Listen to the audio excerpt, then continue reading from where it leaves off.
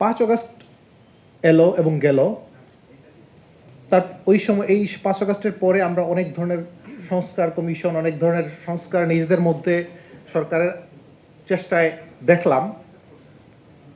সরকার একটা গণমাধ্যম কমিশন করলো এবং অনেক অর্গানাইজেশন আছে যারা নানানভাবে বিতর্কিত হয়েছিল এই যে গত 15-17 বছরে, তারা তাদের নিজেদের কর্তা ব্যক্তিরা নিজেরা নানানভাবে মানুষের কাছে ডিরেক্টলি ইনডিরেক্টলি মানে এক ধরনের ক্ষমা প্রার্থনাও করছেন। যেমন পুলিশের পক্ষ থেকে বারবার বলা হয়েছে যে আমরা আসলে ভুল করছি, নতুনভাবে কি করতে চাই, এটা তাদের ইন্টারনাল কি থেকে আসছে। কিন্তু আমি আসলে জানি না এখানে কি একটা এক্সাম্পল এভাবে দেখানো যাবে যে মিডিয়ার অথরাইজড মানে অথরিটি টাইপের কোনো বডি এই ব্যাপারগুলো নিয়ে ভেবে যে আমরা 15 বছর হয়তো অনেক ভুল করছি, কি ভুল করছি সেটা আমরা দেখতে চাই এবং সেগুলো ফাইন্ড আউট করে এটা রেমিডি খুঁজতে চাই যাতে এই ভুলগুলো আমাদের রিপিট না হয়। এরকমের কোনো উদ্যোগ আমরা কোনো অথরিটেটিভ কোনো জায়গা থেকে মিডিয়ার দেখতে পাই নাই। সো ফলে আজকে আমাদেরকে এখানে বসে একটা সেমি গভর্নমেন্টাল অর্গানাইজেশন থেকে বসে এই কথাগুলো বলতে হচ্ছে। এখন কি বলতে হচ্ছে এটা যে ধরেন ফেক নিউজ যে প্রবলেমটা, ফেক নিউজ প্রপাগান্ডা ভাই দেখাইছেন এখানে যে ফেক নিউজ প্রপাগান্ডা ক্লিকবেট নানান লেয়ারের প্রবলেম আছে, বাট আমি ফেক নিউজের প্রবলেমটার কথা যদি বলি, ফেক নিউজ ডিফেন্ড করার কিছু নাই। এটা হচ্ছে এমন জিনিস যে আপনার কোনো ভিত্তি নাই কোনো একটা ইনফরমেশনের, আপনি সেটা প্রকাশ করে দিচ্ছেন। এখন এরপরে আপনি প্রপাগান্ডাতে যান, প্রপাগান্ডা কিংবা আরও ধরনের নানান ধরনের ব্যাপার আছে, ক্লিকবেট, এখানে কিছু সত্য আছে, কিছু ব্যাখ্যা সাবজেক্টিভ ব্যাপার আছে যে আপনি একটা ব্যাখ্যা দাঁড় করাইতে পারেন এটার পক্ষে। কিন্তু ফেক নিউজ বলতে যা বোঝায় সেটা হচ্ছে আপনি এটা অবজেক্টিভ ব্যাপার যে এটার কোনো ভিত্তি নাই, এটা ফেক, এটা ঘটে নাই, আপনি এটা দাবি করতেছেন ঘটছে। আমি জাস্ট গত সপ্তাহের একটা উদাহরণ দেখাই। খুবই সেন্সিটিভ সময় আমাদের এসএসসি পরীক্ষা। এই এসএসসি পরীক্ষার সময় দেশের প্রায় সব মানুষ মানে ফ্যামিলিগত দিক থেকে প্রায় সবার ফ্যামিলিতেই একটা বাচ্চা এসএসসি পরীক্ষায় থাকে। ফলে সারা দেশের 18-20 কোটি মানুষ যারা আছে সবাই কনসার্ন থাকে এই পরীক্ষা কেমন হলো, ঠিকমতো হলো কিনা এটা নিয়ে। এরকম একটা সেন্সিটিভ সময়ে একটা টপ গণমাধ্যম, সংবাদ মাধ্যম একটা রিপোর্ট পাবলিশ করলো যে এসএসসির প্রশ্নপত্র নাকি কিনতে পাওয়া যাচ্ছে। তারা যে রিপোর্টটা করলো সেই রিপোর্টের মধ্যেই আসলে অ্যাকচুয়ালি সেই ইনফরমেশন বা সেই এভিডেন্স আছে যে আসলে এসএসসির পরীক্ষার প্রশ্ন ফাঁস হচ্ছে না। প্রশ্ন ফাঁস হওয়ার নাম করে বা মানে লোভ দেখিয়ে প্রতারণা করা হচ্ছে অ্যাকচুয়ালি। এটা কিন্তু রিপোর্টের মধ্যেই আছে। দুর্ভাগ্যজনক হলো যে রিপোর্টের মধ্যে যে সাক্ষীগুলো হাজির করা হচ্ছে সাক্ষীগুলোর কথাই বোঝা যাচ্ছে প্রশ্ন ফাঁস হয় নাই, কিন্তু মিডিয়া হেডলাইন করলো প্রশ্ন ফাঁস হচ্ছে এবং এটা 3-4 ঘন্টা ছিল, লক্ষ লক্ষ মানুষ সেটা শেয়ার করলো এবং হচ্ছে সারা বাংলাদেশের মানুষ কনসার্ন হয়ে গেল যে আসলে কি হচ্ছে। সো এই ব্যাপারটার এরপরে তারা যখন আমরা ফ্যাক্ট চেকাররা কিংবা কিরা যখন এটা বললাম যে এটা প্রবলেমটা হচ্ছে এডিটিংয়ের, প্রবলেমটা হচ্ছে রিপোর্টিংয়ের। এখানে আসলে যা দেখানো হচ্ছে তা দেখানো উল্টাটাই বলা হচ্ছে, যা এভিডেন্স তার উল্টাটা আপনি বলতেছেন, মিডিয়াতে দাবি করতেছেন। এই ব্যাপারটা এরপরে ক্ষমা চাইলেন। তারপরে কি হইলো? তারপরে যেটা হইলো যে সরকারের পক্ষ থেকে সরকারের বিরুদ্ধে যে এমন একটা ফেক নিউজ ছড়ানোর পরে এরপরে যদি আপনি সরানো, পাবলিক ট্রাস্ট আপনি আর গেইন করতে পারবেন না, বিকজ পাবলিক মনে করবে এটা জোর করে সরানো হচ্ছে। এরপরে কিন্তু এটা আপনি এখন 1000 ফেসবুক পেজ কিংবা ইউটিউব চ্যানেলে গিয়ে ওই প্রথম টিভি চ্যানেলের রিপোর্টটা পাবেন এবং মানুষ কমেন্ট করতেছে, উদ্বেগ প্রকাশ করতেছে, এবং আপনি কথা বলেন 10 জন অভিভাবকের সাথে, তাদের অন্তত অর্ধেক পাবেন যে তারা মনে করে হ্যাঁ ফাঁস হয়েছে। এইটার রেমিডি কিটা এটাই যে এই রকমের ভুল করবেন আপনি, এটা মারাত্মক ভুল। এটা কোনো সাবজেক্টিভ কি দিয়ে আপনি ব্যাখ্যা করতে পারবেন না যে না এটা আপনার এভিডেন্স বলতেছে যে এটা ফাঁস হয় নাই, আপনি বলতেছেন ফাঁস হচ্ছে। আচ্ছা, এইটা একটা এক্সাম্পল। আমি আরেকটা এক্সাম্পল যদি দেখাইতে পারতাম তাহলে ভালো হইতো। গত জানুয়ারি মাসের একটা ঘটনা, এটা হচ্ছে চিটাগাঙ্গে একটা ছেলেকে গ্রেফতার করা হয় এবং একটা ছবি, 2টা বা 3টা ছবি মিডিয়াতে পাঠানো হয় সেনাবাহিনীর পক্ষ থেকে, একটা প্রেস রিলিজ। অ্যাকচুয়ালি সেই প্রেস রিলিজে দাবি করা হয় যে শওকত নামে একটা ছেলে, তাকে অস্ত্র সহ তার ছবি, অস্ত্র সহ সে পোস্ট দিচ্ছে, এই ছবি সোশ্যাল মিডিয়াতে ছড়ানো হয়েছে। এইটার অপরাধে মানে তার মানে তার কাছে ছবি আছে, অস্ত্র আছে, এই সন্দেহে তাকে গ্রেফতার করা হলো। এইটা বাংলাদেশের টপ সব মিডিয়া প্রকাশ করছে। সমস্যা হচ্ছে পুলিশ যে বা সেনাবাহিনী যে বিবৃতিতে দিছে বা যে স্টেটমেন্টটা তার যে প্রেস রিলিজটা পাঠাইছে এবং সেখানে যে ছবিগুলো পাঠাইছে ছবিগুলো এআই জেনারেটেড ছবি। এবং এই ছেলে তার 3 মাস আগে থানায় জিডি করছে যে আমার নামে ভুয়া অ্যাকাউন্ট থেকে ভুয়া ছবি তৈরি করে এভিডেন্স সহ সে দিছে, ছড়ানো হচ্ছে। আমি জিডি করলাম যে আমার কোনো অস্ত্র নাই, কিছু নাই, আপনারা দেখেন, তদন্ত করেন। এবং তারপরে 3 মাস চলে গেল, হঠাৎ করে একদিন পুলিশ এবং আর্মি তাদেরকে গ্রেফতার করলো। গ্রেফতার করার পরে পুলিশ আর্মি সেটা ভুল করতে পারে, ইন্টেনশনাল হইতে পারে, নানান কিছু, একটা প্রেস রিলিজ পাঠালো কিছু ছবি দিয়া, কিছু ইনফরমেশন দিয়ে, এইটা বাংলাদেশের সব মিডিয়া ছাপাই দিল। এবং ছেলেটার নামের সাথে লাগানো হলো সন্ত্রাসী শওকত, অস্ত্র নিয়ে ঘুরছে, সেই করছে সেই করছে। আমরা কোনো কারণে এটা সন্দেহ করলাম, ফ্যাক্ট চেকাররা, তারপরে এটা ইনভেস্টিগেট করে দেখলাম যে ইয়েস, এই ছবিগুলো ভুয়া, মিডিয়াতে যেগুলো ছাপা হয়েছে। এবং এরপরে একটা রিপোর্ট করলাম পুরো ব্যাপারটা কি করে। একটা দুইটা সংবাদ মাধ্যম যারা প্রকাশ করছিল এটা ফেক ছবিটা পুলিশের বরাতে বা আর্মির বরাতে, তারা এটা সরাইলো, দুঃখ প্রকাশ করলো। এবং বাকি সব সংবাদ মাধ্যম সরালো না, দুঃখ প্রকাশ করলো না। এখনো এই ছেলের নামে আপনি সার্চ দিবেন বাংলায়, গিয়ে পাবেন যে সন্ত্রাসী শওকত, সন্ত্রাসী শওকত ছবি সহ মিডিয়াতে টপ বাংলাদেশের ক্রেডিবল 1 নাম্বার 2 নাম্বার 5 নাম্বার এই সংবাদ মাধ্যমগুলোতে এগুলো প্রকাশ হয়েছে, সেখানে আছে। এখন ধরেন এই ছেলেটা লোকাল একটা ছোট ছাত্র রাজনৈতিক পোস্ট, মানে সম্ভবত ছাত্র দলের একটা ছোট পোস্টধারী, খুব প্রভাবশালী কেউ না। এবং সে তার নীতি নৈতিকতা থেকে সে লোকাল কিছু বালু মাফিয়ার প্রতিবাদ করত, এটা বেশ আগে থেকে করতো। রিসেন্টলি তারা কাবু করে তাকে কি করে, সো তার বিরুদ্ধে এই পুরো ক্যাম্পেইনটা ওরা চালায়। এখন এই ছেলেটার বয়স 35-এর মতো, সে এখন চাকরির জন্য কোন জায়গায় অ্যাপ্লাই করতে পারে, সে বিদেশে যাইতে চেষ্টা করতে পারে, সে বিয়ে করতে সিভি দিতে পারে। এই পুরো জিনিসগুলোতে দেখা যাবে যে অনলাইন ভেরিফিকেশন সব জায়গায় হয়।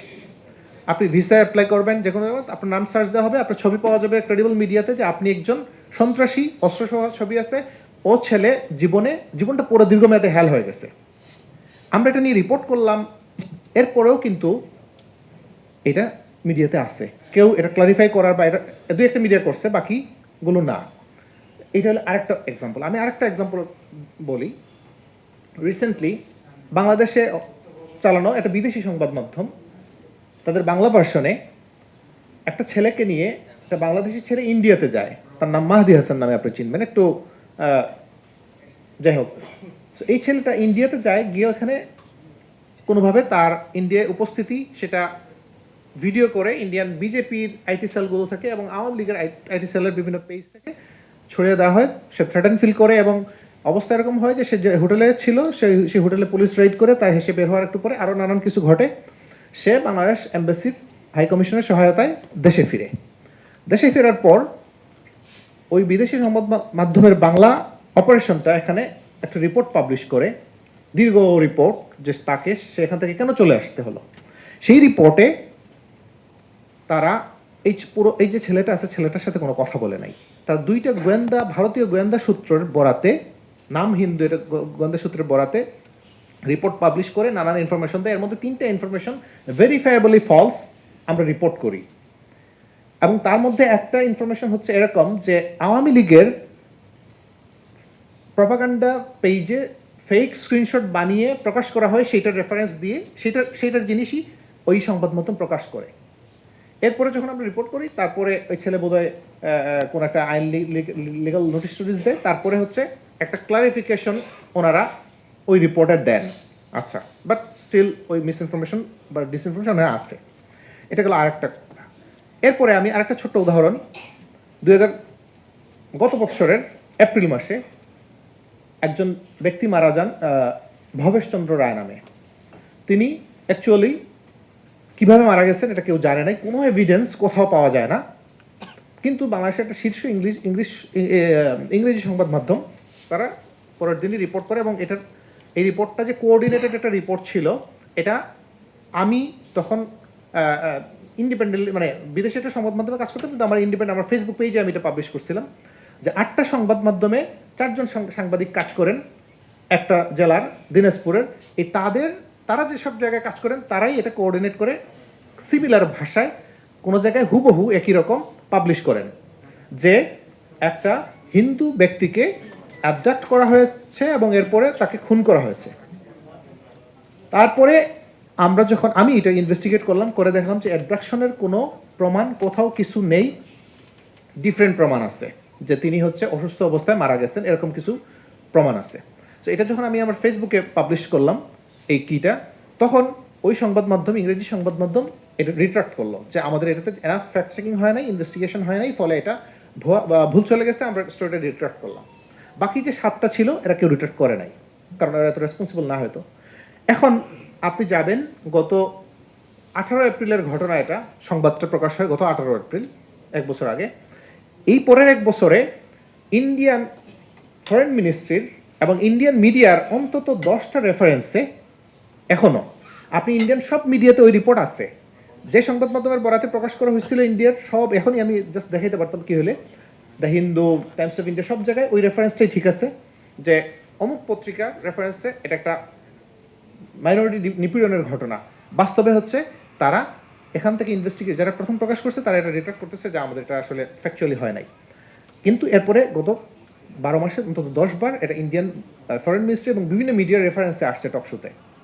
এই যে কয়েকটা উদাহরণ আমি বললাম, এগুলোতে কোনো জায়গায় একদম সাধারণ পাবলিক ভিকটিম, কোনো জায়গায় ওভারঅল রাষ্ট্র ভিকটিম, কোনো জায়গায় সারা দেশের মানুষ একসাথে ভিকটিম, শিকার। অ্যাকচুয়ালি ওই যে হেডলাইনটা যে আপনি দিচ্ছেন, শিকারকে, আসলে আমরা সবাই শিকার। কার শিকার? বাংলাদেশের সংবাদ মাধ্যমের ফেক নিউজের। বাংলাদেশের সংবাদ মাধ্যমের, এটা ইচ্ছাকৃত হোক কিংবা হচ্ছে তার সক্ষমতার অভাবের কারণে হোক, বাংলাদেশের সংবাদ মাধ্যমের দুর্বলতার কারণে আমরা ভিক্টিমাইজড। সো কেউ কোনো সময় এটা পলিটিশিয়ান, কোনো সময় রাষ্ট্র, কোনো সময় রাষ্ট্রের অপোনেন্ট, কোনো সময় ডিসিডেন্ট। এইটা থেকে মুক্তির আসলে উপায় কি? এটা থেকে আমার পার্সোনাল আন্ডারস্ট্যান্ডিং, এটা একটু রেডিক্যাল মনে হবে, যে জিনিসটা আমি বলতে চাচ্ছিলাম যে এই প্ল্যাটফর্মে বলা ঠিক না, এটা হচ্ছে যে ফেক নিউজ ছড়ানো, আমি প্রপাগান্ডা ইত্যাদির কথা বলতেছি, আমি ডিরেক্ট ফেক নিউজ যেটা বেসলেস। সো এই বেসলেস জিনিস প্রকাশ করা বাংলাদেশের এক্সিস্টিং আইনে যে কোনো নাগরিকের জন্য ক্রিমিনালাইজড। তাহলে এটা মিডিয়ার ক্ষেত্রে কেন হবে না, ক্রিমিনালাইজড হবে না? মিডিয়া না, সেটা কোনো আপনি কোনো ব্যবস্থা কখনো নেওয়া হয়েছে বা নেওয়া হয়, বা এটা নেওয়ার সাথে সাথেই যদি আপনি ধরেন, আমি এটা বলতেছি বলুন যে হ্যাঁ মিডিয়াকে তিনি কি করা কন্ট্রোলে আনার জন্য এই কথা বলতেছেন, এটা বাস্তবতা যে আমরা সমস্যা হলো আমরা যদি মিডিয়া এটা প্রকাশ করে, এখন আমরা কি করি, সরকারের জায়গা থেকে যখন আইনটা আমরা প্রয়োগ করি তখন আমরা ইন্টেনশন আসলে ঠিক রাখতে পারি না। আমরা স্বচ্ছ ফেয়ার সিস্টেমটা যেইটা আমি যদি এখন ফেক নিউজ একটা পত্রিকায় পাইলাম এবং তার বিরুদ্ধে আমার ব্যবস্থা নিতে হবে, সেটাতে আমি নিয়ে আসবো তার আগের হিস্ট্রি, এসে আমাকে ট্রিট করে কেমন করে আমি গভর্নমেন্টের বা এরকম নানা জিনিস এনে এটার অন্য অ্যাঙ্গেলে নিয়ে চলে যাব, সো করাপ্ট করে ফেলবো বিষয়টাকে।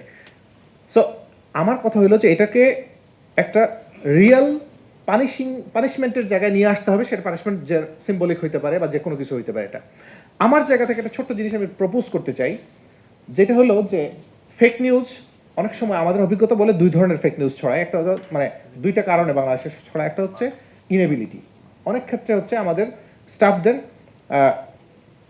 ভেরিফিকেশনের এবিলিটি নাই, আর 2 নম্বর হচ্ছে ইন্টেনশনাল, এটাও আছে। সো ইনএবিলিটি হোক আর যেটাই হোক, এখানে যদি ব্যাপারটা এরকম হয় যে এই যে রাঙ্গুনিয়ার যে ছেলেটা ফেক নিউজের ভিকটিম হলো এবং তার সারা জীবনের জন্য সে ভিকটিম থাকতেছে, ওর ফেক নিউজটা সরাইতে হবে। ফেক নিউজ প্রমাণিত হওয়ার সাথে সাথে কোনো সংবাদ মাধ্যম সেটা সরাইতে বাধ্য হবে। প্রথম স্টেপটা এটা। হ্যাঁ, এখন এইটার জন্য একটা লিগ্যাল মেকানিজম থাকতে পারে যে সংবাদ মানে কোনো একটা অথরিটি থাকবে যে সে লিগ্যাল নোটিশ দিতে পারবে বা দিতে হবে। এটাকে ইন্টিমিডেশন হিসেবে না দেখে এটাকে দেখতে হবে যে ফেক নিউজ প্রমাণিত হয়েছে, এটা ইন্ডিপেন্ডেন্ট বডি এটা যাচাই করুক, করে তারপরে যে হ্যাঁ ইয়েস ফেক নিউজ, আপনাকে এটা সরাইতে বাধ্য আপনি, না হলে যে ভিকটিম সে দীর্ঘমেয়াদে সারা জীবনের ভিকটিম হবে। এটা দিয়ে শুরু হইতে পারে এবং এরপরে সেটা হইতে পারে যে অন্য ধরনের পানিশমেন্ট আরোপ করা বা আদার্স, মানে অ্যাটলিস্ট শেমিং এর ব্যাপারটা হওয়া। সো এই ব্যাপারগুলো যদি এনফোর্স না হয়, এটা ইমিডিয়েটলি করা উচিত।